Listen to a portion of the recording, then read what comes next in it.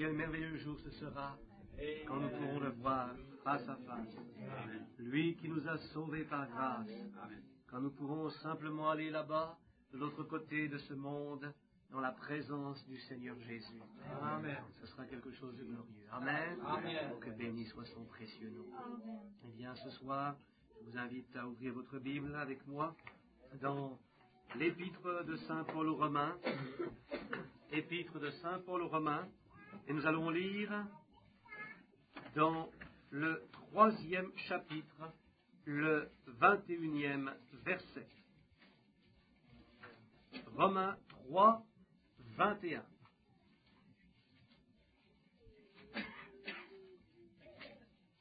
Romains chapitre 3, verset 21.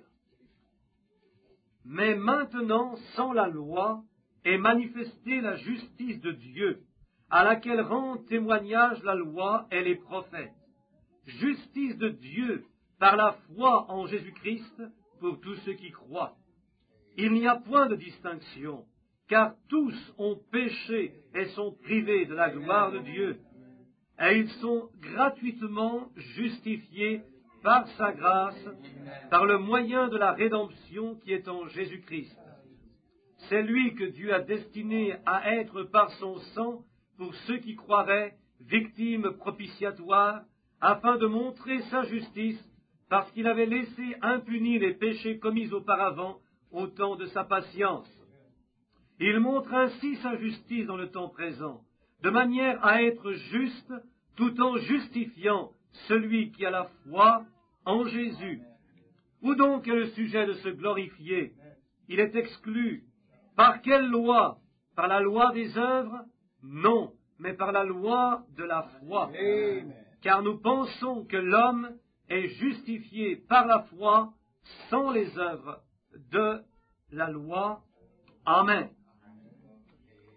Tout-puissant Seigneur Jésus, nous voulons te bénir et te remercier de ce que tu as laissé les péchés sans les punir pendant longtemps, jusqu'à ce qu'en toi, le Seigneur Jésus-Christ, sur la croix du Calvaire, le péché des hommes a été puni, condamné. Et Seigneur, nous pouvons maintenant regarder à cette croix, regarder à ce sacrifice parfait, regarder à ce sang divin qui a coulé au Calvaire, et croire de tout notre cœur dans ce que tu as fait pour nous, et vivre la glorieuse réalité d'être justifié par la foi. Aucun d'entre nous n'aurait pu trouver la justification de ses péchés. Et toi, tu nous as aimés, mais tu étais juste. Et tu as puni le péché dans le seul qui n'avait jamais péché, notre Seigneur Jésus-Christ, afin que nous, qui avions péché, nous puissions trouver la liberté du jugement. Merci pour le sang de l'agneau de Dieu. Merci pour la délivrance de nos péchés. Merci pour la justification de nos âmes. Ô Père, ce soir, alors que nous allons parler de l'homme que tu as utilisé pour prêcher un tel message, le juste vivra par la foi, que ton esprit puisse descendre parmi nous, et nous rappelons les choses du passé, que cela nous donne la grâce d'être de meilleurs chrétiens, qui combattent pour l'évangile, et qui ne se contentent pas, Seigneur, d'avoir une théorie, une doctrine, une idée aussi bon que cela puisse être, mais qui vivent Jésus-Christ, selon la mesure où ils peuvent le vivre dans cet âge. Accorde-nous cette grâce, Père, et qu'à toi soit toute la gloire et la louange. Au nom de Jésus, nous te donnons toute la gloire, nous t'offrons toute l'adoration. Amen. Amen. Merci, Seigneur. Gloire au nom du Seigneur. Vous pouvez vous asseoir. Merci. Les annonces que j'aurai à faire, je les ferai à la fin du service, parce que ce n'est pas nécessaire qu'elles soient enregistrées, car ce soir, nous allons parler d'un grand homme de Dieu, Martin Luther. Nous allons parler de Martin Luther, et Dieu voulant, dans une autre de nos rencontres, où nous faisons des enregistrements, nous parlerons de John Wesley, et ainsi, je crois que ce sera bon de continuer à parler de tout ce que Dieu a fait dans les temps passés. Pas pour juste regarder en arrière, mais simplement parce qu'un prophète de Dieu l'a aussi bien fait, et certainement même mieux fait que nous, regardant en arrière pour tirer une leçon de ce que Dieu fait aujourd'hui. Car rappelez-vous, tout ce que Dieu a fait autrefois, il le fait aujourd'hui. Comme l'homme était autrefois, l'homme l'est aujourd'hui. L'incrédulité d'hier, c'est l'incrédulité d'aujourd'hui. Mais la foi d'hier, c'est la foi d'aujourd'hui. Le Dieu d'hier, c'est le Dieu d'aujourd'hui. Alors souvenez-vous, si nous regardons l'histoire, dans l'histoire de l'Église chrétienne, c'est simplement pour comprendre ce qui s'est passé. Si nous pouvons comprendre ce qui s'est passé cette fois-là, ça nous donne une chance aujourd'hui de vivre correctement pour la gloire de Dieu. Amen. Par exemple, si je prends le cas de Martin Luther, et pour tous ceux qui connaissent l'histoire, eh bien, Martin Luther a fait quelque chose, ses intentions étaient bonnes, a dit Frère Branham, dans les étages de l'Église. Mais il a fait quelque chose qui n'était pas correct. Il a voulu une Église d'État. C'était la chose qu'il pensait le mieux en ce temps-là. Il ne signifiait pas faire quelque chose de mal. Il avait une bonne intention, mais son action fut mauvaise. Et ça entraînait toutes sortes de problèmes. Et lorsque dans la grande ville de Münster, en Allemagne, ils avaient fait un rassemblement sous la direction d'un certain Münzer, et les deux noms se ressemblent, mais ce n'est pas du tout la même chose. Et cet homme-là, il traitait Martin Luther de papiste, il trouvait que Martin Luther n'était pas allé assez loin, et il avait commencé à bâtir toute une société d'un genre égalitaire, et Martin Luther a été d'accord pour qu'on réprime ce qu'il considérait comme une révolte contre les princes allemands. Il y a eu toutes sortes de fanatisme qui a surgi à ce moment-là. Et Frère Branham, le prophète de Dieu, nous a dit ceci. Il a dit, Luther devait garder la tête froide au milieu du fanatisme. Et pour qu'il ait pu le faire, de la façon qu'il l'a fait, il lui fallait la grâce de Dieu. Donc maintenant, nous voyons le même prophète nous parler de tous les réveils. Il a dit, dans tous les réveils, il y a du fanatisme. Donc ce n'est pas étonnant qu'il y a du fanatisme dans le réveil que nous vivons aujourd'hui, le réveil des derniers jours que Dieu nous a envoyé par son Esprit Saint au travers du ministère de notre précieux Frère Branham. C'est certain qu'il y a du fanatisme. Mais le fanatisme ne signifie pas pour moi que ces choses ne sont pas bonnes. Non, ça signifie simplement pour moi que je dois avoir assez la grâce de Dieu. Comme du temps de Luther, Luther avait cette grâce de Dieu pour garder la tête froide et continuer avec la vérité. Il y a un message qui est la vérité, et il peut y avoir du fanatisme, mais ne regardez pas le fanatisme, regardez le message qui est vrai. Ainsi, c'est ce qu'il a fait en ce temps-là. Frère Branham nous a dit que lorsqu'il y a eu le réveil de Pentecôte, les asiles de fous se sont remplis dans le pays de Galles. Voyez-vous, lorsque Dieu fait quelque chose, le diable vient toujours pour essayer de le détruire et de le démolir. Mais rappelez-vous, nous avons des leçons à tirer de l'histoire. Et si simplement nous appliquons aujourd'hui exactement les mêmes principes qu'ils ont appliqués autrefois, alors nous allons aboutir à des résultats glorieux. Béni soit le nom du Seigneur. J'aimerais juste vous lire quelques paroles de Frère Branham tirées de l'âge de l'église de Sardes. C'est en anglais la page 246 de l'exposé des 7 âges de l'église. Frère Branham dit, maintenant Martin Luther lui-même était un chrétien rempli de l'esprit et qui était vraiment sensible à l'esprit. Il était définitivement un homme de la parole, car il n'avait pas seulement une profonde passion pour étudier la parole, mais pour la rendre disponible à tous, de telle manière que tous puissent vivre par la parole. Il a traduit le Nouveau Testament et il l'a donné au peuple. Cette œuvre laborieuse qu'il a faite lui-même, corrigeant un passage aussi souvent que 20 fois, rien que pour un seul passage, et il a rassemblé autour de lui un groupe d'érudits hébreux, au milieu desquels il y avait des juifs, et il a traduit l'Ancien Testament. Et cette œuvre monumentale de Luther est encore l'œuvre sur laquelle tous les travaux successifs concernant les Écritures en Allemagne reposent. Il fut un prédicateur puissant et un enseignant de la parole, et il insista spécialement dans ses premières années de renommée publique que la parole était le seul critère. C'est ainsi qu'il fut contre les œuvres comme moyen de salut et contre le baptême comme moyen de régénération. Il enseigna la médiation de Christ en dehors de tout être humain, comme ce fut le concept original de la Pentecôte. Il était un homme qui donnait beaucoup de temps à la prière et qui avait appris que plus de travail il avait à faire et plus il était pressé par le temps, plus de son temps devait être donné à Dieu dans la prière, de telle manière qu'il y ait d'assurer des résultats qui soient satisfaisants. Il savait que c'était une bataille avec le diable, et il a dit que Satan un jour lui apparut visiblement et qu'il lui jeta un encrier, le faisant s'enfuir. Une autre fois, 2 fanatiques vinrent à lui pour l'inciter à se joindre avec eux pour bannir tous les prêtres et toutes les Bibles. et il discerna l'esprit qui était en eux et les renvoya. Il est rapporté du docteur Martin Luther dans l'histoire de Sauer, volume 3, page 406, qu'il était un prophète, un évangéliste, un homme qui parlait en langue, qui interprétait les langues. En une personne, il était revêtu des 9 dons de l'esprit. Et ensuite, frère Branham continue à parler. Il dit, « Je reconnais que le docteur Luther ne croyait pas seulement et ne prêchait pas seulement la justification, mais ce fut néanmoins son thème majeur, comme ce fut la doctrine de base de la vérité de la parole. Il sera toujours connu comme l'instrument dans les mains de Dieu qui a ramené la vérité à la vie. Il fut le 5e messager et son message était « Le juste vivra par la foi ». Et c'est ce que frère Branham a dit concernant Martin Luther, entre autres choses. Vous le trouverez dans l'âge de l'Église de Sardes, dans les pages, je pense qu'en français c'est à peu près les mêmes numéros de pages, dans les pages 245 jusqu'à 250, frère Branham parle du docteur Martin Luther. Et ce soir, nous voulons donner un peu plus de détails de cet homme qui avait fait une belle déclaration une certaine fois. Il a dit, « Je demande qu'on veuille bien ne pas utiliser mon nom et de ne pas s'appeler luthérien, mais chrétien. » Qu'est-ce que Luther? La doctrine n'est pas de moi, et je n'ai été crucifié pour personne.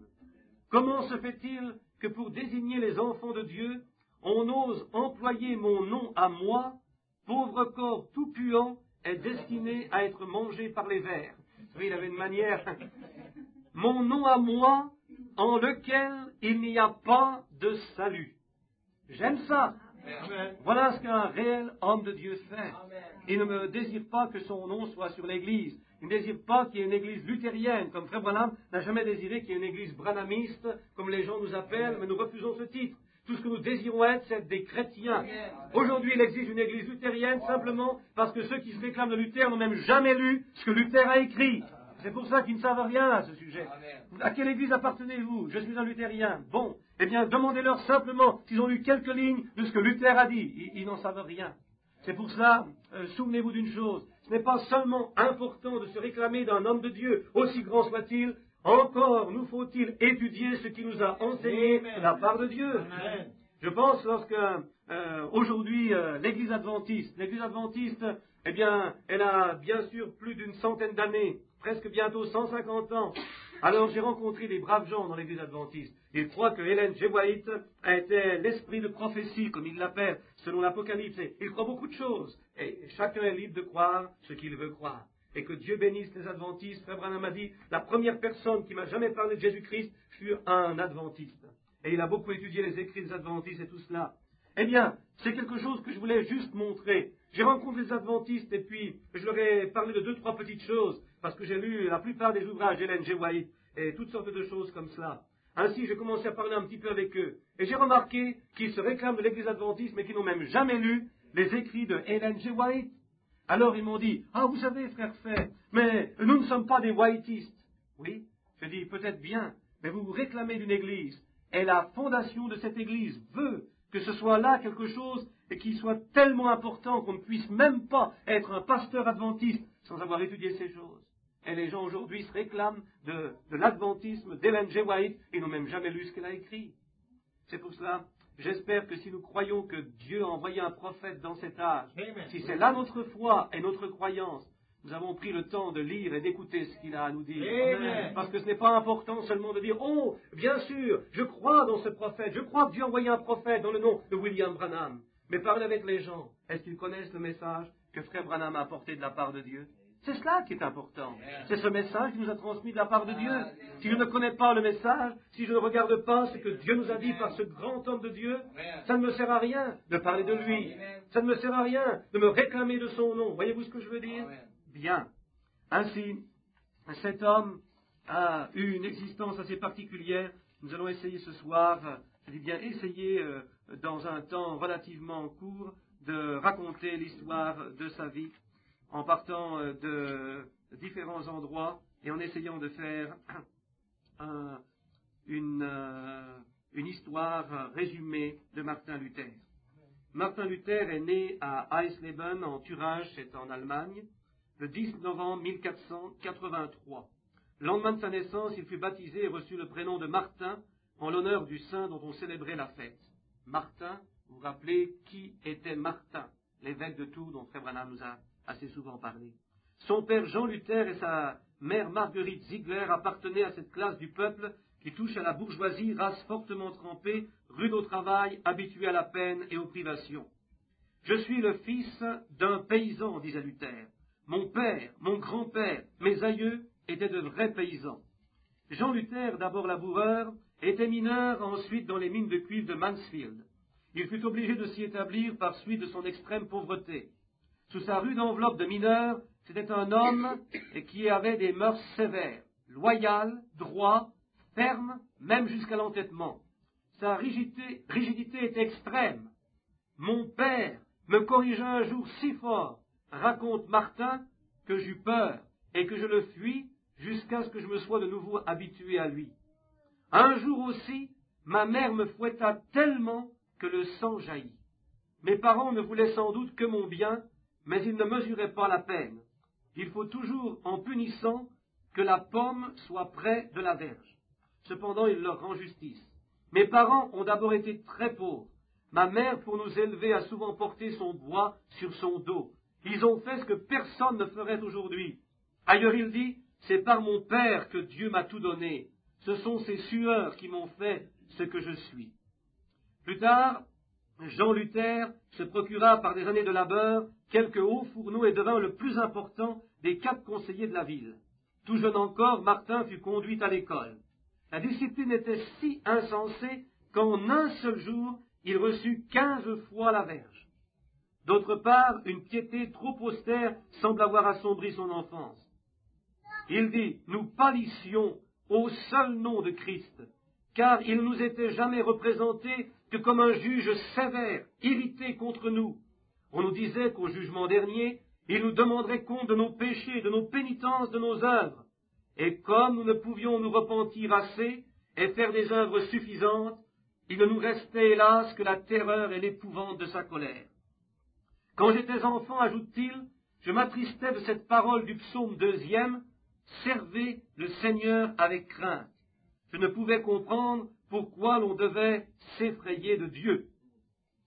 Et lorsque Luther lui atteint sa 14e année, ses parents l'envoyèrent à Magdebourg.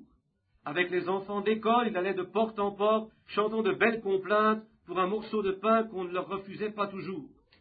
Un jour qu'il avait éprouvé de durs refus à 3 portes différentes, il alla frapper à celle d'un riche bourgeois. La femme de celui-ci, dame Ursule Cotta, éprouva une tendre compassion pour l'enfant délaissé. Quand le dimanche à l'église, elle le regardait prier avec onction, elle ne pouvait retenir ses larmes. La bonne dame le fit entrer dans sa maison et l'accueillit à sa table et au foyer de famille. Dès ce jour, sa vie fut transformée. À 18 ans, Luther aspirait à la science. Ses parents résolurent de l'envoyer à l'université d'Erfurt. Il s'y rendit le cœur plein d'espérance. Son zèle était grand. C'est ainsi, dit Mélanchthon, qui était un de ses amis, qu'il brillait parmi la jeunesse et que son génie faisait l'admiration de toute l'Académie. Sa jeunesse était pure et ses ennemis n'ont pu y trouver une seule tâche. Chaque matin, il entrait à l'église avant de commencer ses leçons, ayant pris pour devise le mot de saint Bernard, « Prier avec zèle, c'est plus de la moitié de l'étude ».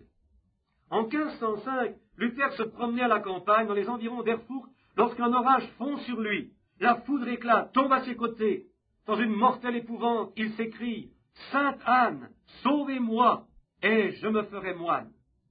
Il rentra en ville, résolu d'accomplir son vœu. Ce n'est pas volontiers, dira-t-il plus tard, que je suis devenu moine. Enveloppé des terreurs de la mort, j'ai fait un vœu forcé. Impressionné par la mort subite d'un ami, j'abandonnai le monde et j'entrai au couvent. Ah, Seigneur, comment de pauvres consciences auraient-elles pu agir autrement? Ils enseignaient que celui qui éprouvait de la joie à vivre parmi les hommes n'aurait jamais de part avec les anges. Ils appelaient la vie du cloître une vie angélique. Ils ravissaient aux hommes le penchant que Dieu leur a donné pour la nature humaine, et moi je partageais leur erreur. Je pensais qu'autrement Dieu n'aurait jamais pitié de moi. La veille de la Sainte-Anne, le 16 juillet 1505, Luther reçoit ses amis. On veille fort avant dans la nuit. Aux premières lueurs de jour, il fait le récit du terrible événement. Il leur raconte ses angoisses, ses doutes, le vœu qu'il engage. Tous s'étonnent, s'attristent, essayent de le dissuader. Mais lui répond, « Aujourd'hui, vous me voyez encore, bientôt vous ne me verrez plus. » Alors il s'échappe en portant son Plaute et son Virgile et vient frapper à la porte du couvent des Augustins. Le lendemain, il renvoya son anneau de magistère à l'université et tous ses habits séculiers. Il écrivit à ses parents et à ses amis pour les remercier de l'affection qu'il lui avait témoignée. Pendant plusieurs jours, ceux-ci vinrent le redemander avec instance, mais les portes du couvent ne s'ouvrirent plus. Luther avait 22 ans. Les premières heures au couvent furent pleines d'enchantement. Retiré dans sa cellule et mort au monde, le jeune novice laissait son Plaute et son Virgile pour une belle Bible latine que les frères lui avaient donnée, car les statuts de l'ordre en prescrivaient la lecture. Il en faisait son étude favorite, lisant, méditant, retenant dans sa mémoire fidèle les plus beaux passages des Saintes Écritures. Cette étude assidue qui ne rapportait rien au couvent déplaisait aux religieux. Si le frère étudie, pensaient les moines, c'est qu'il cherche à nous dominer. Sur cette belle pensée, il le chargeait des travaux les plus humiliants. Il lui faisait balayer l'église, garder la porte, nettoyer les cabinets de toilette, et pour abaisser son orgueil, il l'envoyait quêter en ville. Ce n'est pas en priant, lui disait-il, c'est en mendiant qu'on enrichit les couvents. Ainsi chargé de son sac, il s'en allait de maison en maison, de porte en porte, dans cette ville témoin de ses premiers succès. L'université d'Erfurt s'émut de voir un de ses membres les plus éminents employé de pareils travaux.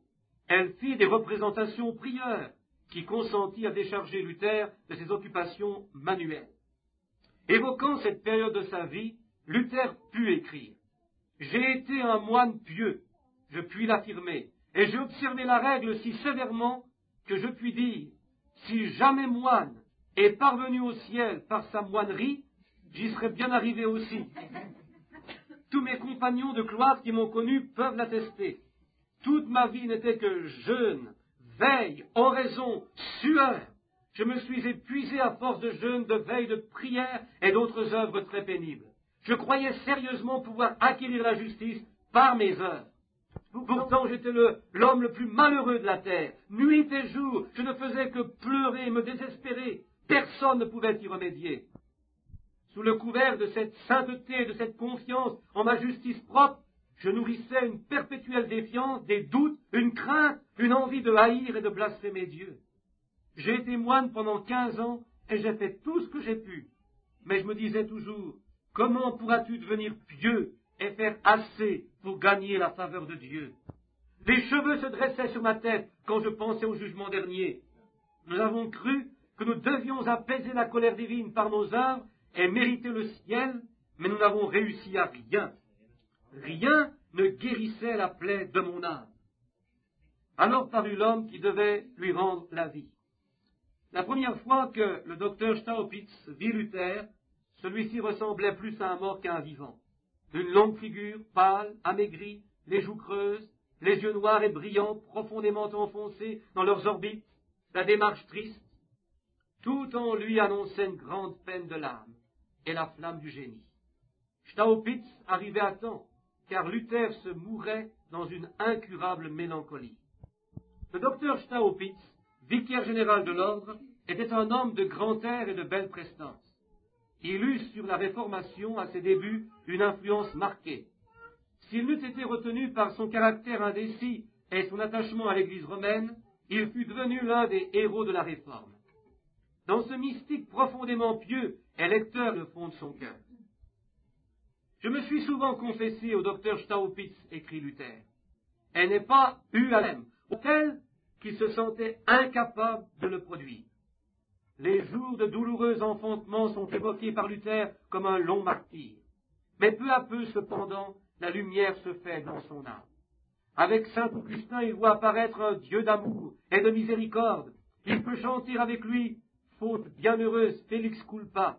il a trouvé le mot qui délivre, le juste vivra par la foi.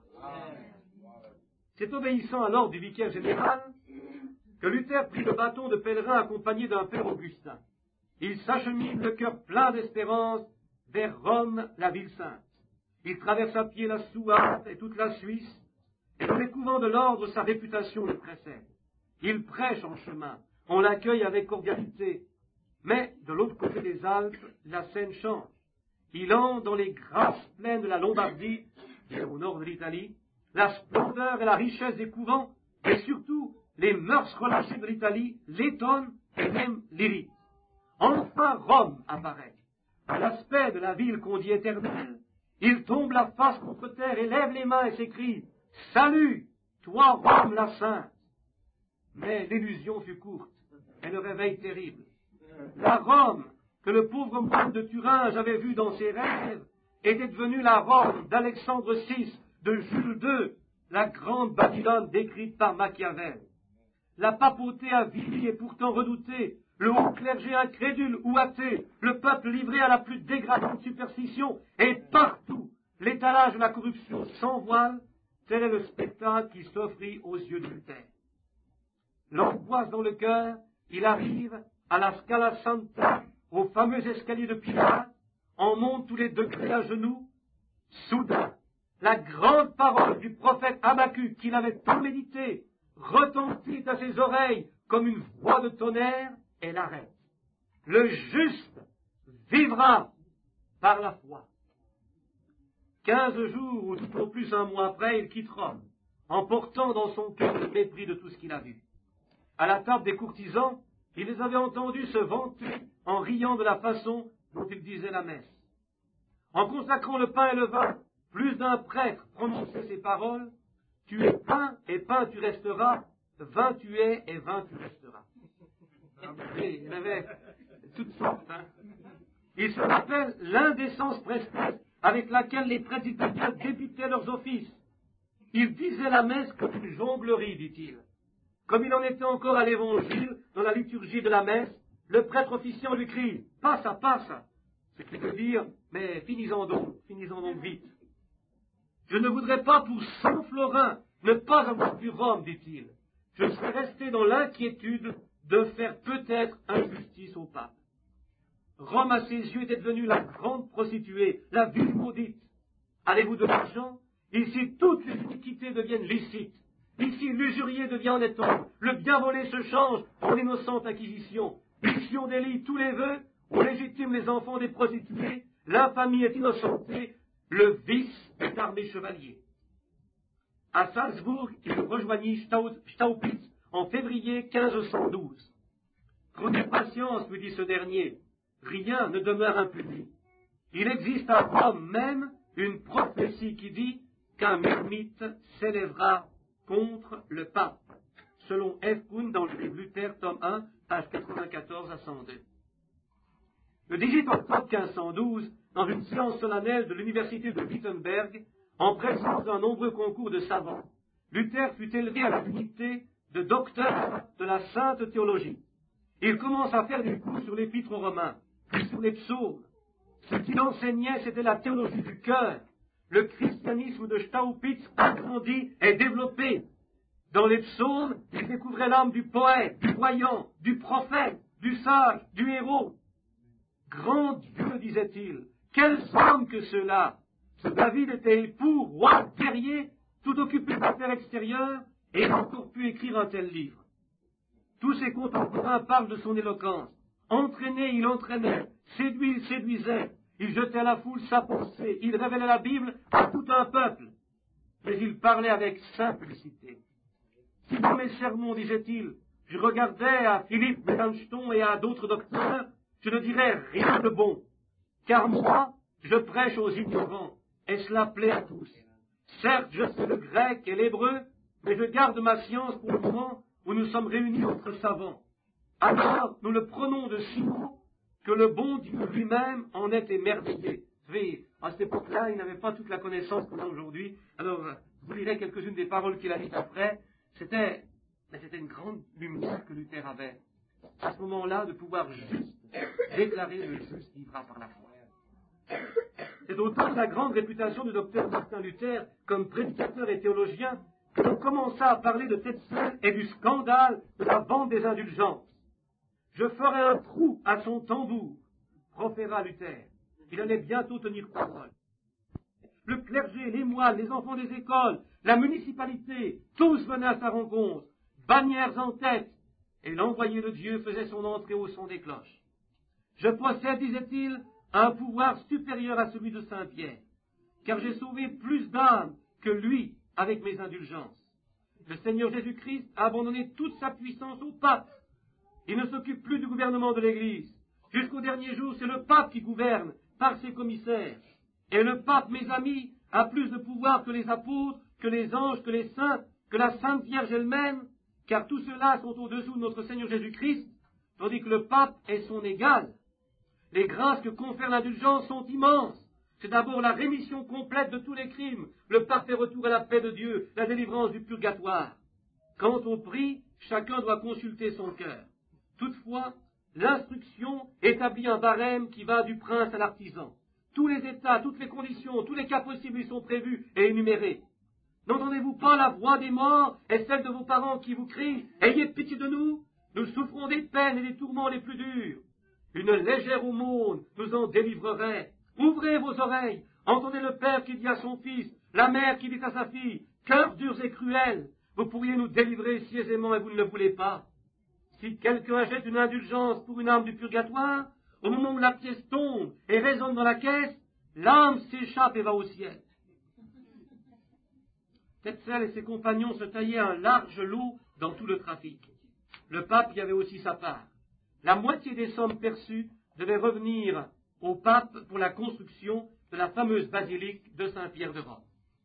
Mais, le 31 octobre 1517, jour de la Toussaint, Tetzel étant arrivé aux portes de Wittenberg, Martin Luther, docteur en théologie, afficha sur la porte de l'église ses 95 thèses qu'il s'offrait à soutenir dans une discussion publique. Ni lui, ni personne ne pouvait prévoir les immenses conséquences qui devaient découler de cet acte. Le lendemain, jour fixé pour la discussion des thèses, personne ne se présenta pour les attaquer. L'effet qu'elles avaient produit était prodigieux. En voici quelques-unes. Ils prêchent des inventions humaines, ceux qui prétendent qu'aussitôt que l'argent résonne dans leur caisse, l'âme s'envole du purgatoire.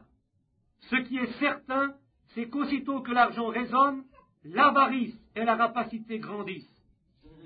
Il est chimérique de se confier aux indulgences pour le salut.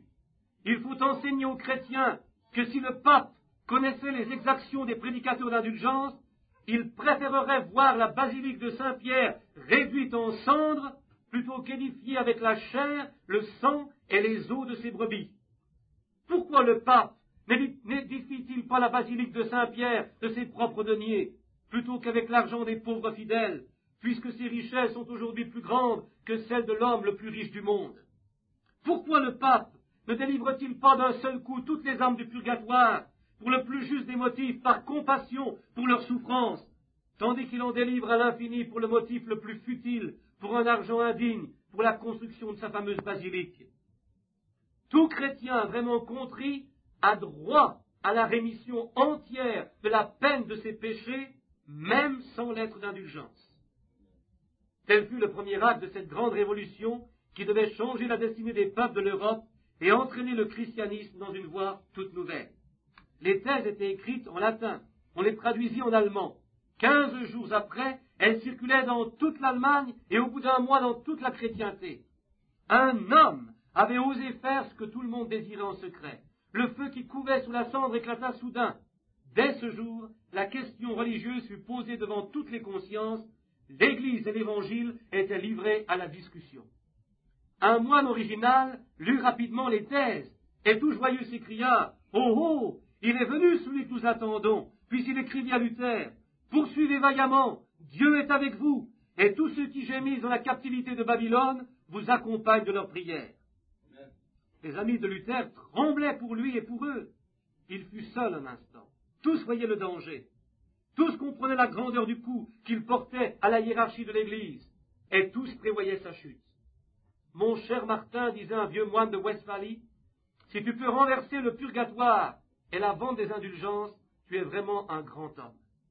Un célèbre historien d'Hambourg, se faisant lire les thèses quelques jours avant sa mort, dit mélancoliquement, tu as raison, mon cher frère Martin, mais tu n'y changeras rien. Va dans ta cellule et crie, Seigneur, aie pitié de moi. À Wittenberg, le prieur et les frères, troublés par l'éclat du scandale, vinrent à lui. Vous exposez notre ordre à la honte. Mes frères, répondit Luther, si cette affaire n'est pas de Dieu, elle tombera bientôt. Amen. Si elle est de lui, laissez faire. Je ne puis m'expliquer par quel destin, par quel miracle, ces thèses, contrairement à ce qui se voit à l'ordinaire, se sont répandues dans le monde entier. Que faire maintenant? Je ne puis me rétracter. Et pourtant, je vois combien de colère j'ai attiré sur moi par cette publication. C'est la nécessité seule qui force une pauvre oie à mêler son cri au chant des cygnes. Pour justifier la véhémence de Luther, il faut retenir cet aveu de Bossuet, la prodigieuse révolte du luthéranisme a été la punition visible du relâchement du clergé. Parce que Martin Luther n'y allait pas de main morte. Il a écrit des lettres au pape, vous savez, qui sont assez dures. Je vais vous en lire une, par exemple. Le 6 septembre 1520, Martin Luther au pape Léon X pour accompagner son traité sur la liberté chrétienne, remise par Luther à Charles de Militz, envoyé du pape. Daignez, Saint-Père, vous persuader que je ne vous souhaite que ce qu'il y a de meilleur au monde. Je ne cherche querelle à personne, mais je ne puis renier la parole de Dieu. Il est vrai que je m'en suis prise à la cour de Rome, mais tu sais toi-même, Saint-Père, qu'elle est pire que Sodome, Babylone et Gomorrhe, et qu'elle est incurable. Et vous savez, il ne mâche pas ses mots, vous allez le voir. Tu sais que depuis nombre d'années, de Rome s'est répandue sur le monde une gangrène qui ruine les corps, les âmes, les biens. Rome donne le pire exemple du mal. L'Église de Rome, jadis considérée comme sainte entre toutes, n'est plus qu'une caverne de meurtriers et de pillards, plus criminelle que le plus criminel repère de bandits. Et te voilà, Saint-Père Léon, comme un mouton parmi les loups. Daniel dans la fosse aux lions, que pourrais-tu, toi, contre tant de monstres sauvages? Aussi, quelle est ma peine de te voir en une telle pagaille. Vous savez, il y va dur. Toi qui aurais été digne de porter le trirègne en des temps meilleurs. Le trirègne, vous savez, c'est la triple couronne du pape qui règne sur trois choses. Le ciel, la terre et les enfers. Aussi à toi, Léon, le plus malheureux des hommes, du fond du cœur, je ne veux que du bien. Mais daigne ne pas écouter ceux qui te chantent si agréablement aux oreilles que tu n'es pas un homme comme les autres, mais un composé de divinité et d'humanité, ce qui t'autoriserait à disposer de tout, à tout ordonner au gré de ton plaisir. Tu es au contraire le serviteur des serviteurs de Dieu, et dans des conditions plus périlleuses, plus misérables que tout autre sur terre. Oh, je dois paraître bien effronté d'oser venir faire la leçon à une telle grandeur dont un chacun doit humblement savourer les moindres leçons, à toi comme, te le répète en mots empoisonnés, tes flatteurs, qui est juge des rois par-dessus les trônes, juge de tous les justiciers du monde. Mais ce que j'en fais est par fidélité et devoir, par le devoir qui nous enjoint de nous préoccuper de notre prochain, sans nous soucier de dignité ou d'indignité quand nous le voyons en danger. Ainsi, sachant que ta sainteté est ballottée à Rome comme en pleine mer, une mer déchaînée, rugissante sur d'innombrables écueils, je n'ai pas considéré comme inopportun de mettre en oubli la majesté dont tu es revêtu pour accomplir un devoir que me dicte mon amitié fraternelle. Ensuite, il a écrit un évêque, un archevêque même, à son Excellence, Monseigneur Albert, marquis de Brandebourg, archevêque de Magdebourg, archevêque primat de Mayence. Vénérable Père en Christ, illustre prince, que votre grandeur me pardonne si moi, le plus vil des hommes, j'ai la témérité de lui écrire. Les indulgences papales sont colportées dans le pays sous le nom de votre grandeur pour la construction de Saint-Pierre. Je ne veux pas porter plainte contre les éclats de voix des prédicateurs d'indulgence que je n'ai pas entendus, mais je déplore les fausses idées que le peuple en retire et que ces prédicateurs répandent partout. Ces malheureuses âmes se figurent que si elles achètent des lettres d'indulgence, elles sont sûres de leur salut. Elle croit aussi que les âmes s'échappent du purgatoire aussitôt qu'on a mis un denier dans la caisse. La grâce des indulgences serait telle que tout péché, si grand soit-il, pourrait être absous, même si quelqu'un, ce sont leurs propres paroles, avait violé la mère de Dieu. Enfin, l'homme est délivré par ses indulgences de toute peine et de toute culpe. C'est ainsi que les âmes confiées à vos soins, excellent Père, apprennent à marcher vers la mort. Et ainsi s'accroît sans cesse votre lourde responsabilité envers ceux dont vous aurez à rendre compte. Les œuvres de piété et de charité sont infiniment meilleures que les indulgences, et cependant on ne les prêche pas avec autant de pompe et de zèle. Par égard pour la prédication des indulgences, on les passe sous silence. Quelle honte et quel péril pour vous, un évêque, si passant l'évangile sous silence, il permet au seul vacarme des indulgences de se répandre dans son troupeau et se préoccupe davantage de cela que de l'évangile. Le Christ ne dira-t-il pas à ceux qui l'auront fait, vous passez le moucheron au tamis et vous avalez le chameau? J'irai encore plus loin.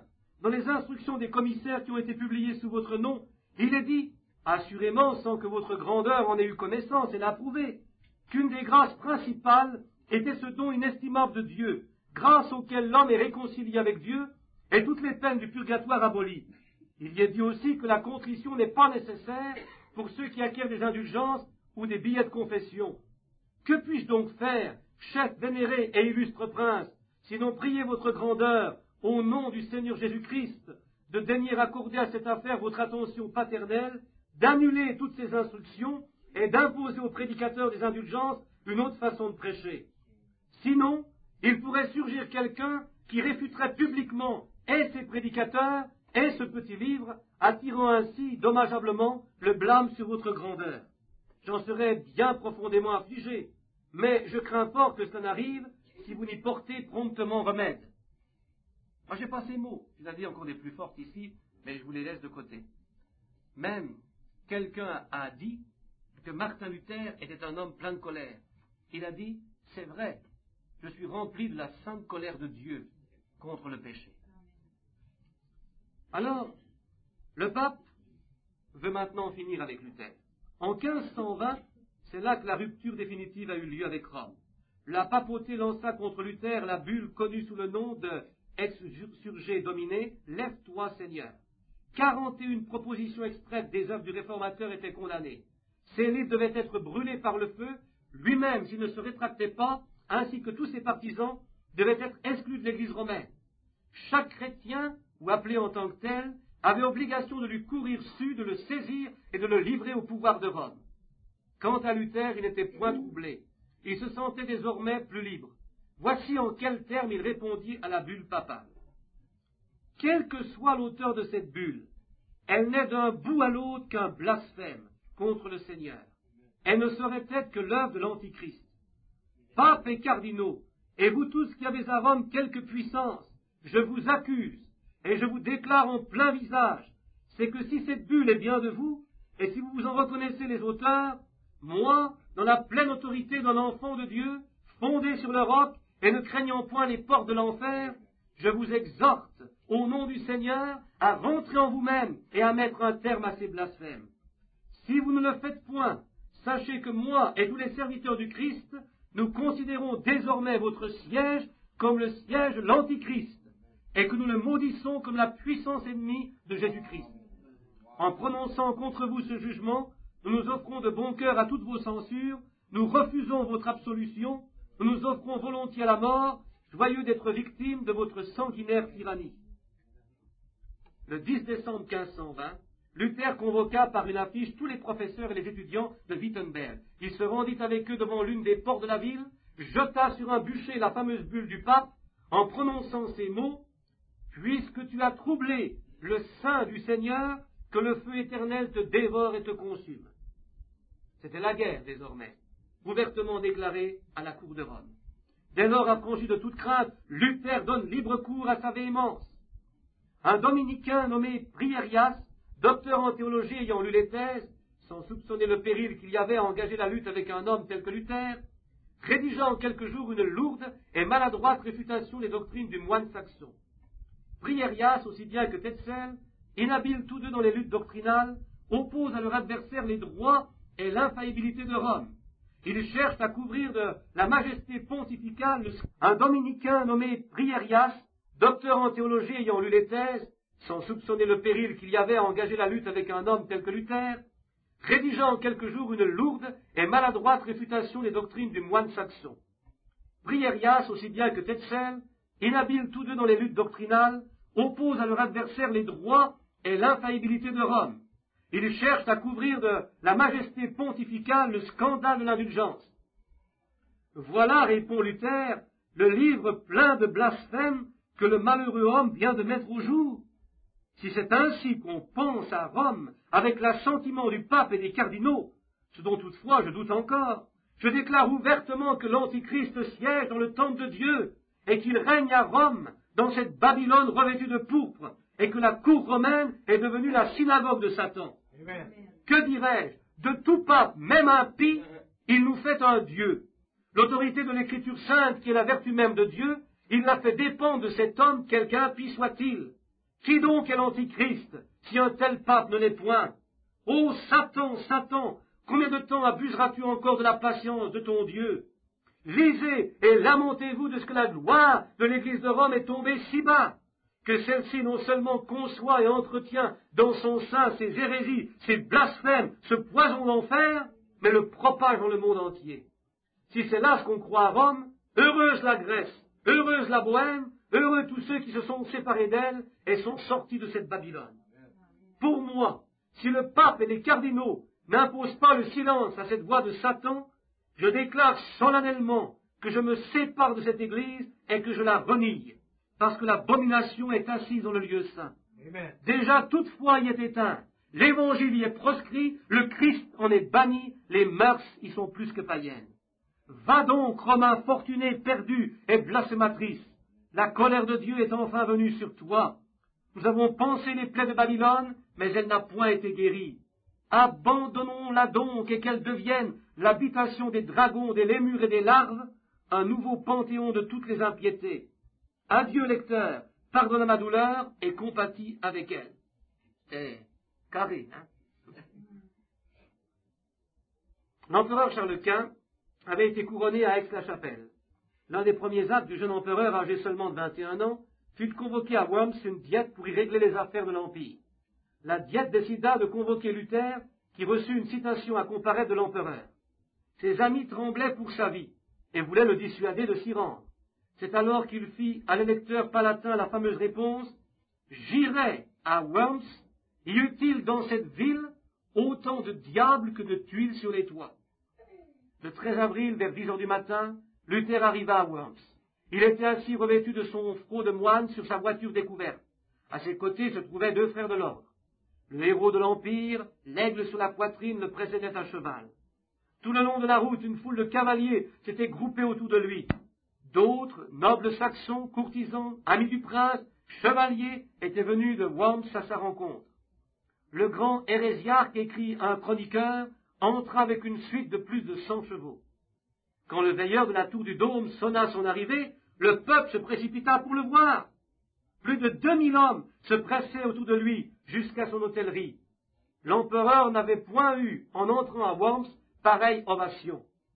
2 chevaliers de Malte de la cour du prince furent chargés de veiller sur sa personne. Son courage avait terrifié ses adversaires et redonné l'espérance aux siens. Le lendemain, de fort bonheur, le maréchal de l'Empire lui apporta l'ordre de comparaître dans la même journée à 4 heures devant l'empereur et la diète. Une tradition rapporte que durant cette attente, le chevalier de Frundsberg, un des illustres aventuriers du temps, lui frappa sur l'épaule et lui dit « Petit moine, tu vas entrer dans une passe telle que ni moi, ni bien des capitaines n'en avons jamais vu de pareil dans la plus sanglante de nos batailles. Si ta cause est juste, et si tu es sûr de ton affaire, poursuis au nom de Dieu et ne crains rien. Dieu ne t'abandonnera pas. » À 6 heures, le maréchal l'introduisit. La diète était au complet. L'empereur Charles Quint, son frère Ferdinand, 6 électeurs de l'Empire, 24 ducs, le duc d'Albe, ses 2 fils, 30 archevêques, évêques, prélats, 7 ambassadeurs, plus le nonce du pape, un grand nombre de princes, de comtes, de barons, en tout 200 personnes composaient cette illustre et imposante assemblée. Appelé à rétracter ses écrits qui avaient été déposés devant lui sur une table, Luther répondit par un discours en latin. Alors on lui demanda de répéter en allemand, ce qu'il fit, debout, au milieu de l'assemblée en face de l'empereur. L'official de trêve lui dit, « Sa Majesté exige de vous une réponse simple et droite. Elle demande si, oui ou non, vous voulez défendre tout ce qui est de vous comme étant conforme à la doctrine catholique et chrétienne, ou si vous êtes prêt à vous rétracter. » Luther répondit aussitôt, « Puisque votre Majesté impériale et vos seigneuries me demandent une réponse nette, je vais vous la donner sans cornes ni dents. Non, si l'on ne me convainc pas par les témoignages de l'Écriture ou par des raisons décisives, car je ne crois ni au pape, ni au concile seul, puisqu'il est clair comme le jour qu'ils ont souvent erré et qu'ils se sont contredits. Je suis dominé par les saintes Écritures que j'ai citées, et ma conscience est liée par la parole de Dieu. Amen. Je ne peux ni ne veux me rétracter en rien, car il n'est ni sage ni prudent d'agir contre sa conscience. » L'empereur était hors de lui par ce qu'il venait d'entendre. Il mit fin au discours et leva la séance. Et Luther, au milieu d'un tumulte indescriptible, s'écria, « Me voici, je ne puis autrement que Dieu me soit en aide. » C'est ainsi que, en avril 1521, nous avons cette prière de Luther à Rome qui a été conservée. Et je vais vous la lire. « Ô Éternel, Dieu Tout-Puissant, quelle chose c'est donc que le monde, que la chair est faible, que le diable est puissant. Combien il travaille par ses apôtres et par les anges de ce monde. Le monde ne regarde qu'à ce qui est grand, puissant et magnifique. Si je regarde de ce côté-là, c'en est fait de moi. Ah Dieu, ô mon Dieu, ce n'est point ma cause, c'est la tienne. Qu'est-ce que ma personne ici? Qu'ai-je à faire moi avec ces grands seigneurs du monde? C'est ta cause, Seigneur, ta juste cause. Soutiens-moi, ô Dieu fidèle. Je ne m'appuie sur aucun homme. Ô Dieu, n'entends-tu pas? Mon Dieu, es-tu mort? Non, tu ne peux pas mourir. Tu te caches seulement. Ne m'as-tu pas choisi? Ah Dieu, viens à mon aide, au nom de ton cher Fils Jésus-Christ, ma force, mon bouclier. Fortifie-moi par ton Saint-Esprit, Seigneur. Viens, car je suis prêt à y laisser ma vie comme un agneau. Et si mon corps doit tomber en ruine, mon âme est à toi. Elle t'appartient éternellement. Amen. Ô mon Dieu, soutiens-moi. Amen. Le 2 mai au soir de 1521, Luther, mis par la diète au banc de l'Empire, arriva à Eisenach, sa chère ville. Une partie de la population vint à sa rencontre et il leur fit une prédication, puis il se mit en route pour Gotha. Quand il fut arrivé à un endroit isolé près des ruines d'une vieille église, une troupe de cavaliers armés se précipita sur lui, entourant sa voiture. Saisi, entraîné, il fut amené vers minuit au château de la Wartburg, dont les portes se fermèrent sur lui. Sous forme de captivité, l'électeur Frédéric de Saxe protégeait en réalité le vaillant Luther. Afin de masquer son prisonnier, l'électeur le revêtit d'un costume de chevalier, et c'est sous le nom de chevalier Georges que Luther, qui avait laissé pousser sa barbe, fut connu dans la contrée. La réclusion du réformateur dans ce beau château, dressé sur un rocher en pleine forêt, allait lui donner l'occasion de poursuivre un travail assidu. Lorsqu'il en sortit après 9 mois de captivité, il avait rédigé en allemand la traduction du Nouveau Testament tout entier. Cette traduction écrite en une langue vivante et pleine de fraîcheur eut un succès énorme. Elle allait donner une base solide à la réforme. Le séjour de Luther à la Wartburg a été marqué par de rudes combats intérieurs.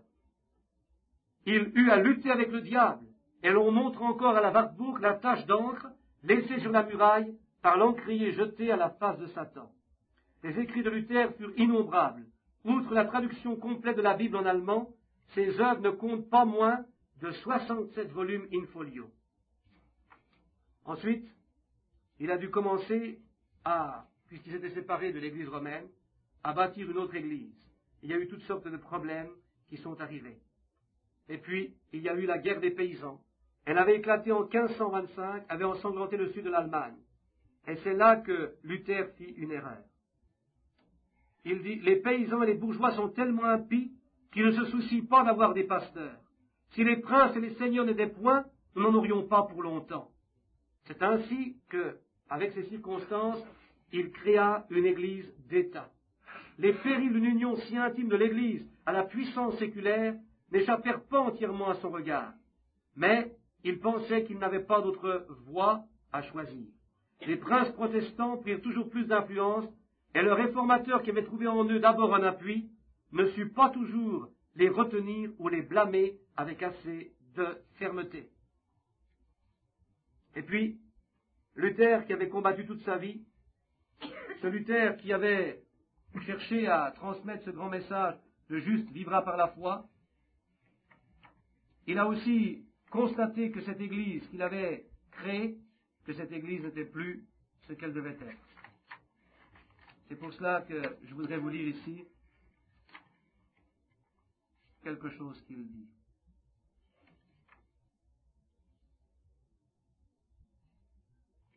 Quelque part ici, j'ai lu que Martin Luther a même reproché à cette nouvelle Église qui se levait de ne pas être ce qu'elle devait être.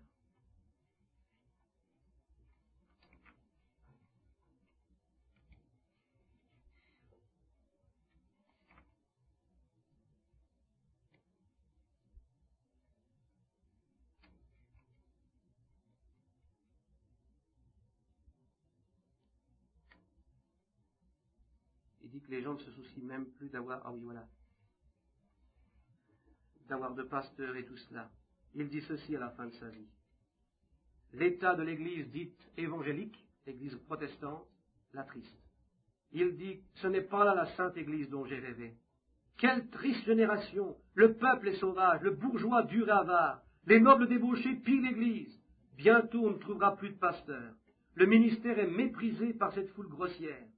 Après 30 ans d'efforts et de prédication évangélique, l'état des choses est pire que jamais.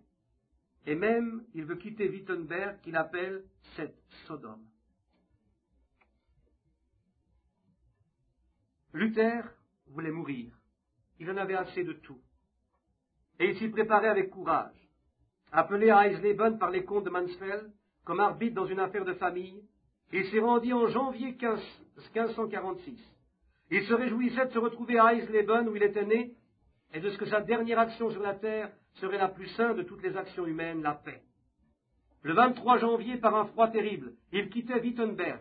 Durant la traversée en barque de la Saale, rivière débordante et tumultueuse, il faillit se noyer, le vent l'avait glacé.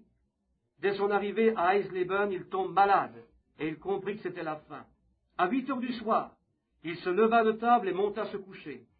Il ouvrit la fenêtre, et on l'entendit prier à haute voix. Même quelqu'un nota sa prière. « Mon Père, entends-moi au nom de ton Fils, comme tu nous l'as promis. À présent, l'Évangile a déjà été manifesté aux hommes.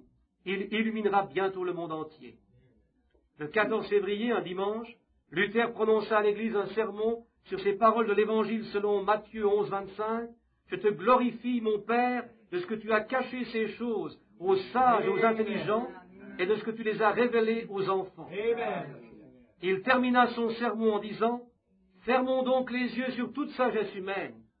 Tenons-nous-en aux paroles du Christ, et allons vers lui, car il nous appelle à lui. » Il y a encore bien des choses à dire à ce sujet, mais je suis fatigué, et je dois terminer.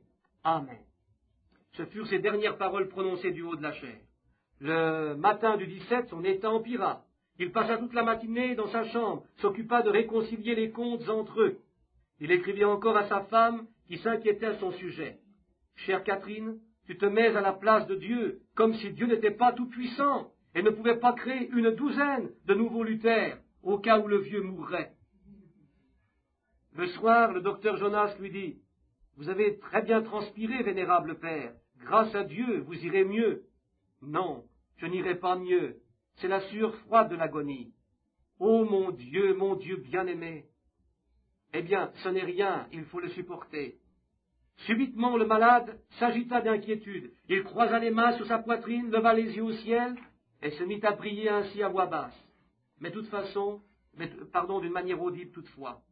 « Mon Dieu, Père de notre Seigneur Jésus-Christ, je te rends grâce de ce que tu m'as révélé, ton Fils unique, en qui je crois, que j'ai confessé devant les hommes, et aimé et loué. Seigneur, reçois ma pauvre âme. Je quitte ce monde, Père. Je sais que je demeurerai éternellement avec toi, et personne ne m'arrachera de tes mains. Il prononça cette prière en allemand, mais il la termina en latin, encore plus doucement et solennellement. Alors je ne vous lis pas ce qui est en latin, et je vous lis ce qui est en français, ce qu'il a dit en latin. Dieu a tellement aimé le monde qu'il a donné son Fils unique, afin que quiconque croit en lui ne périsse point, mais qu'il ait la vie éternelle. Et son visage s'illumina comme toujours après avoir prié. Une foule avait envahi la chambre du mourant. Il répétait comme s'il buvait un remède avidement, « Mon Dieu, je remets mon âme entre tes mains, entre tes mains, entre tes mains. Tu m'as racheté, tu m'as racheté. » Le docteur Jonas s'approcha et lui dit d'une voix forte, « Vénérable Père, en mourant, croyez-vous en Jésus-Christ, le Fils unique de Dieu, et en tout ce que vous avez prêché ?»« Oui, répondit Luther, d'une voix si nette que tous l'entendirent. Il était 3 heures du matin. Après avoir répondu oui, il se tourna sur le côté droit et s'endormit profondément. Soudain, son visage blêmit, il soupira profondément et paisiblement. Ce fut son dernier soupir, c'était le 18 février 1546, et Luther avait 63 ans. Maintenant, je pourrais peut-être ajouter encore quelque chose concernant ce qu'il avait vécu. Il dit, étant moine, je ne voulais rien omettre des prières. Souvent surchargé de besogne à cause de mes cours et de mes travaux écrits, je rassemblais mes heures de toute une semaine, voire même de 2 ou de 3 semaines. Je m'enfermais alors parfois 3 jours entiers, sans manger ni boire, jusqu'à ce que j'eusse fini mon bréviaire. La tête m'en devenait si lourde que je ne pouvais fermer l'œil pendant 5 nuits. J'étais à l'agonie et tout hébété. Dès que j'allais mieux et que je voulais faire mon cours, la tête me tournait.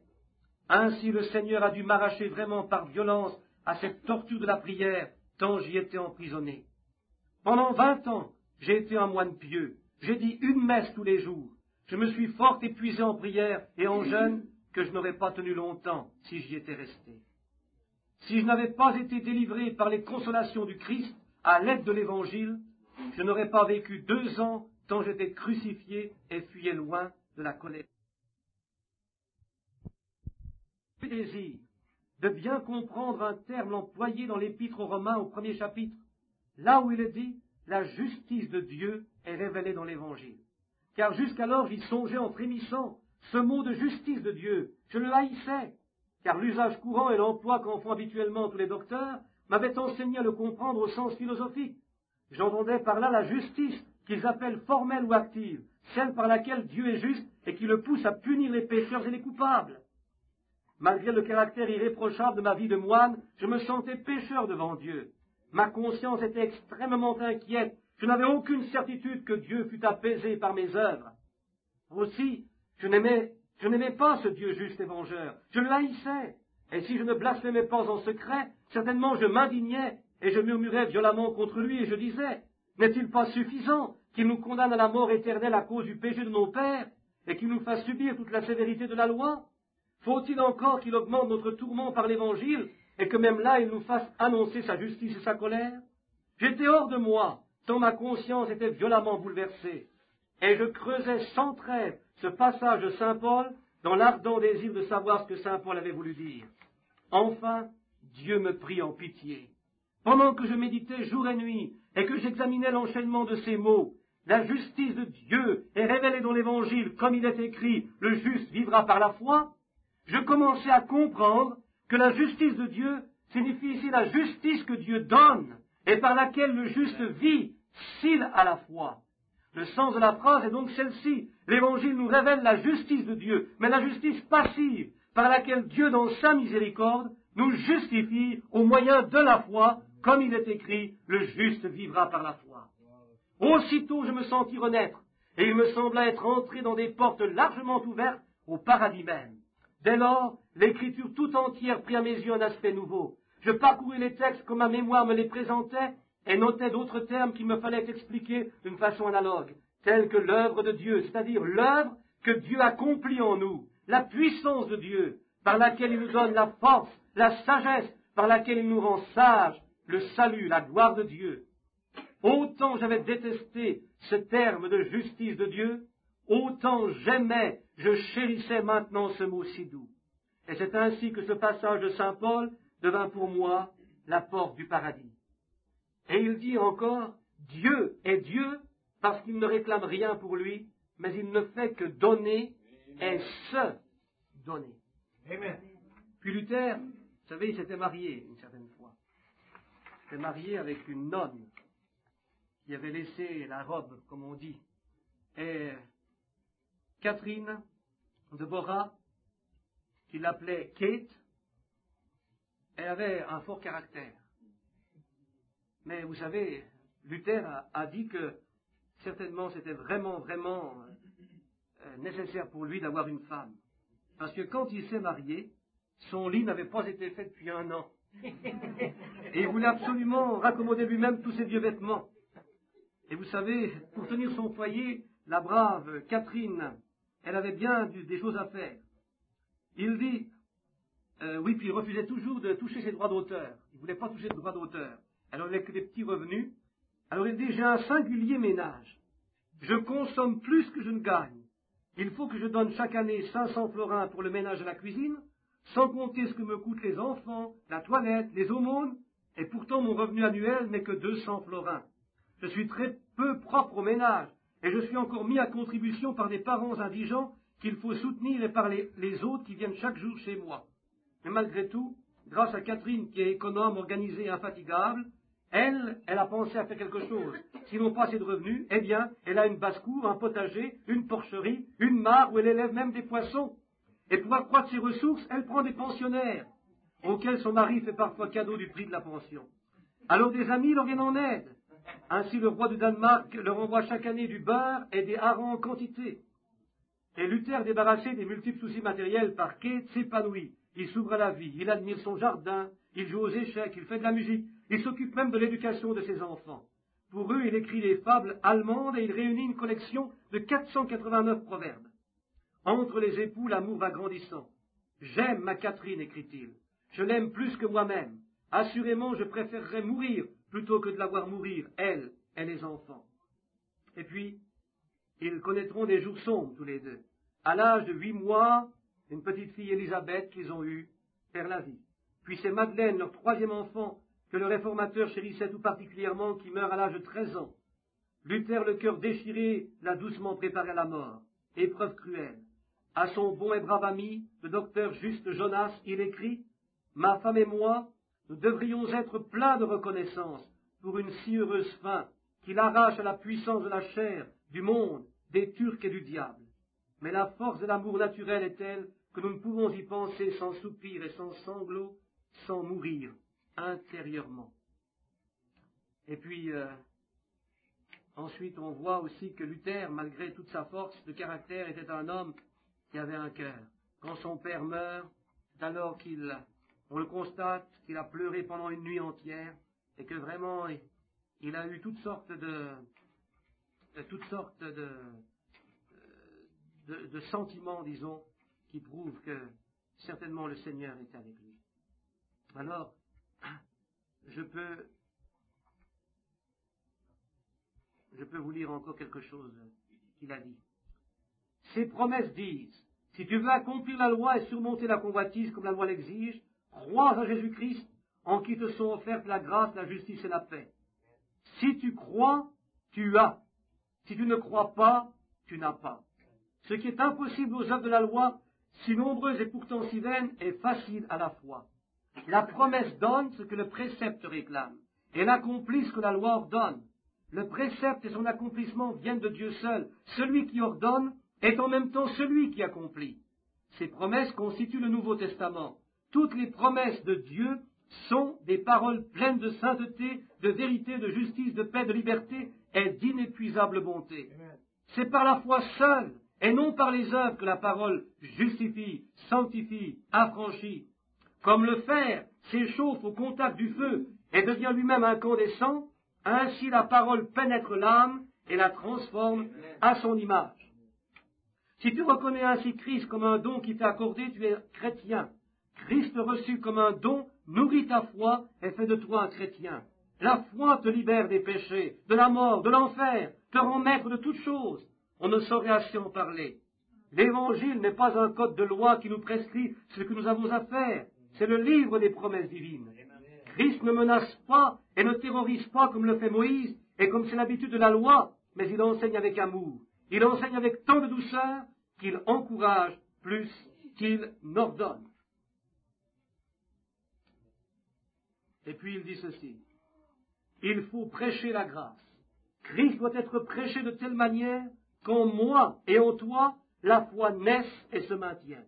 C'est en enseignant pourquoi il est venu dans le monde, quelle est la grâce qu'il nous apporte, que la foi naît dans les cœurs. Il faut prêcher avant tout que par lui, nous sommes libres, rois et sacrificateurs, maîtres de toutes choses, que par lui seul aussi, nous sommes agréables à Dieu dans tout ce que nous pouvons faire.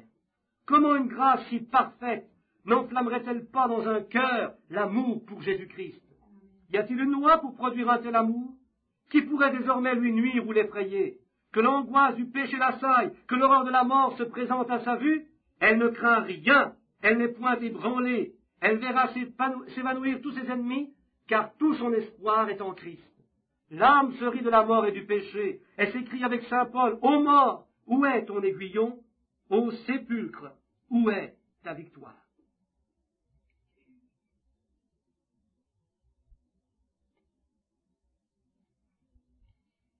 Il dit sur la prédestination, cette doctrine paraît être dure et cruelle, mais elle est très douce pour le croyant, car elle fait remonter à Dieu lui-même toute aide et tout salut, de sorte qu'il est seul auteur du salut. Amen.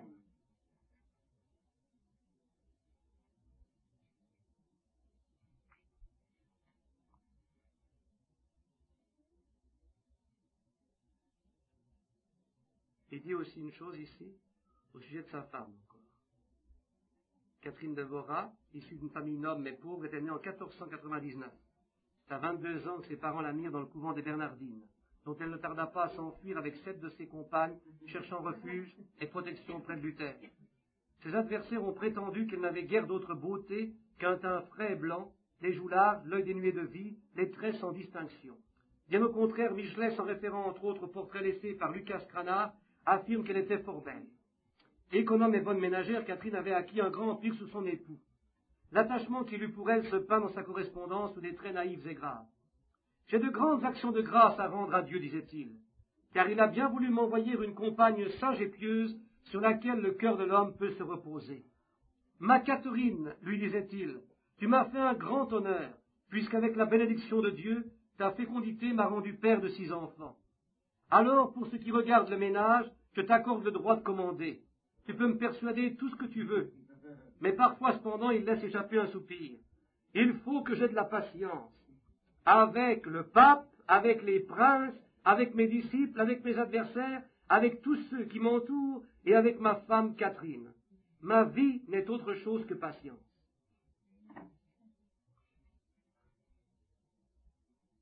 Et puis on dit aussi qu'il avait un discours un peu grossier, mais il ne faut pas oublier que dans ce temps-là, la situation était différente d'aujourd'hui. On parlait de manière bien différente qu'on parle aujourd'hui. Et par exemple, c'est là que nous avons trouvé cette petite parole, peut-être je vais ensuite terminer par là, cette petite parole où il parle du vieil homme, je crois. Oui, il dit, que de fois j'ai voulu noyer le vieux gredin, le vieil homme, mais je me suis aperçu que le misérable savait nager. C'était pas ce qu'on parlera demain, si Dieu nous le permet, dans les deux natures, n'est-ce pas? Alors,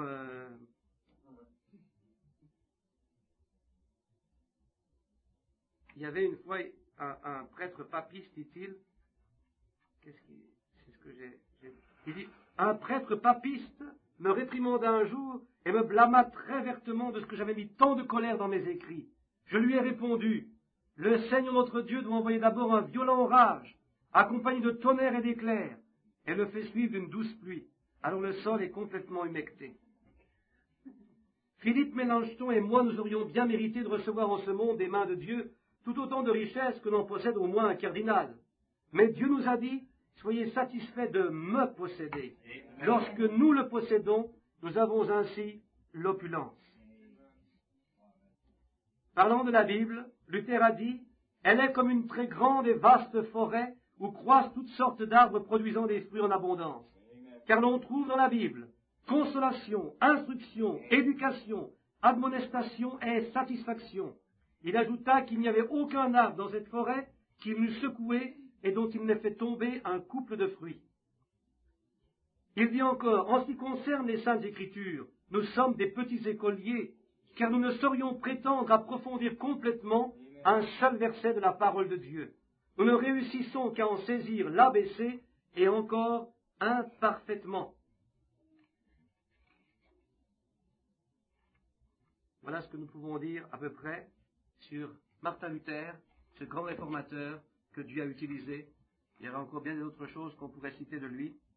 Mais maintenant, notre temps est compté et je crois que nous allons terminer avec cela.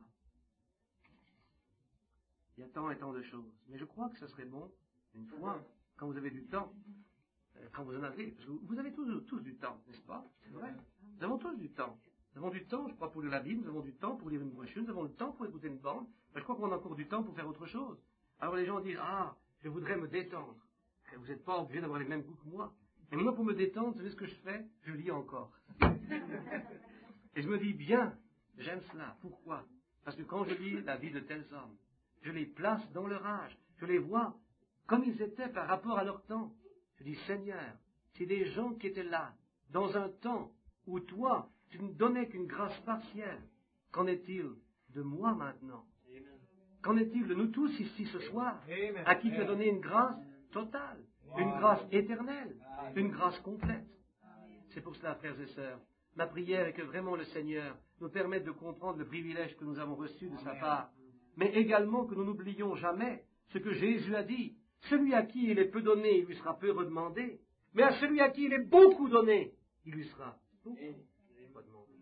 Et Dieu tiendra compte de ce message que nous avons reçu. C'est pour cela, Dieu nous appelle à le vivre.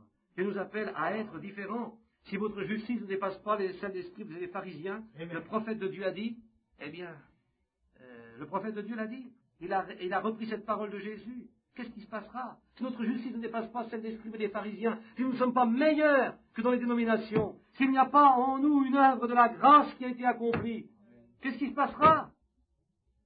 Il n'y a pas de royaume des cieux pour de telles personnes. Le royaume des cieux est pour ceux qui s'en emparent. Le royaume des cieux est pour ceux qui ont du caractère. Frère Branham dit, Dieu recherche des caractères, pas de la quantité, mais des hommes et des femmes qui veulent quelque chose, et vraiment ont envie de Dieu, et veulent le servir. Sommes-nous de telles personnes? Si vous regardez Martin Luther, John Wesley, si vous regardez Frère Branham, c'est des gens qui ont connu beaucoup de souffrances dans leur vie naturelle. Je crois que ça les a préparés, avec toutes les souffrances qu'ils ont connues dans la vie naturelle, à affronter tous les pièges du diable et à les vaincre. Et on regarde ces hommes, on voit qu'ils étaient prêts à tout. Paul disait dans l'Écriture, ma vie, après tout, elle ne compte pas beaucoup pour moi. Ce n'est pas ça qui est important. Mais il lui fait attention. Quand je ne serai plus là, toutes sortes de problèmes arriveront. Les loups viendront pour dévorer et essayer d'anéantir le troupeau et toute l'œuvre qui a été faite. Voyez-vous? Paul, Martin Luther, John Wesley, William Branham, des hommes de Dieu. Amen. Des hommes dans lesquels Dieu s'est manifesté d'une manière spéciale. C'est pour cela, frères et sœurs, alors que nous réalisons que nous sommes dans l'âge de la perfection, Dieu s'étant manifesté d'une manière parfaite au travers de son prophète, frère William Branham, qu'en est-il de vous et de moi? Où en sommes-nous par rapport à ce message? Que faisons-nous du message que Dieu nous a donné? Est-ce que nous voulons juste simplement nous réjouir et dire gloire à Dieu, nous sommes les élus? Ou bien est-ce que vraiment nous voulons comprendre enfin et comprendre d'une manière telle que cela nous pousse à l'action par le Saint-Esprit, la grâce de Dieu nous poussant à l'action, l'amour de Dieu nous mettant en marche pour Dieu? Est-ce que nous voulons enfin comprendre que si nous ne vivons pas ce message ne nous sert à rien? Souvenez-vous-en. Et c'est ce que nous parlerons, Dieu voulant, mercredi soir. Peut-être, si le Seigneur le permet, je serai là mercredi soir prochain. Et si je suis là, peut-être que ce sera mon dernier sermon parmi vous. Alors je veux simplement prêcher quelque chose comme j'ai prêché à Shawinigan l'autre soir. Qu'est-ce qui prouve que l'épouse est l'épouse? Et le prophète l'a dit. Il l'a dit clairement. Et je peux vous dire le thème du message, comme ça vous ne serez pas obligé de venir à la réunion. Si vous ne pouvez pas y venir, vous saurez déjà ce que c'est. Mais qu'est-ce que c'est que le message? Frère Branham a dit, le message c'est Jésus-Christ, c'est la vie même de Jésus-Christ manifestée dans des êtres humains. C'est ça le message. Il a dit, si vous n'avez pas cela, vous n'avez pas le message. Prenez le message, le signe, et vous y trouverez cela écrit. C'est la vie même de Jésus-Christ manifestée aujourd'hui dans des êtres humains. Prions. Dieu Tout-Puissant, après avoir parlé de ton serviteur Martin Luther, Frère Branham nous a dit, cet homme était un homme de Dieu. Cet homme était rempli du Saint-Esprit. Ce fut l'un des messagers les plus connus de tous les âges de l'Église, en dehors de Saint Paul. Et nous réalisons, Seigneur, que dans l'âge dans lequel il est venu, l'âge de la Réforme, c'était un âge vraiment difficile. L'âge des ténèbres se terminait et tu recommençais à donner de la lumière à tes enfants. C'était un âge où quelque chose est arrivé, où cette petite pousse de blé, ce plan original de blé qui avait été enfoui dans les âges sombres du Moyen-Âge, commençait à sortir de terre. C'était le temps où on commençait à voir quelque chose.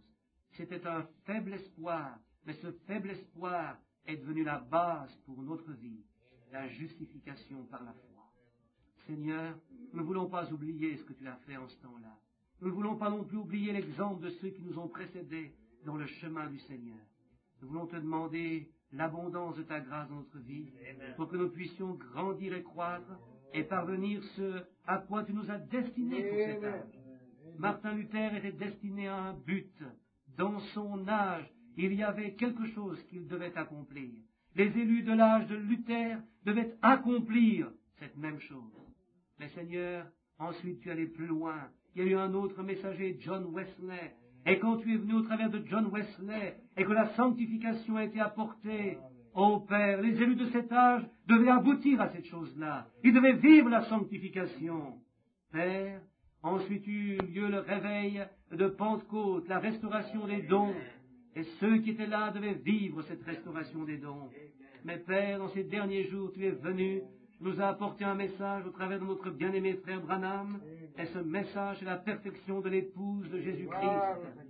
C'est la vie même de Jésus-Christ, revenu à nouveau dans le peuple de Dieu par un authentique baptême du Saint-Esprit. Ô Dieu, nous réalisons où nous en sommes. C'est un retour à l'original. C'est une épouse parole qui doit sortir de cet âge.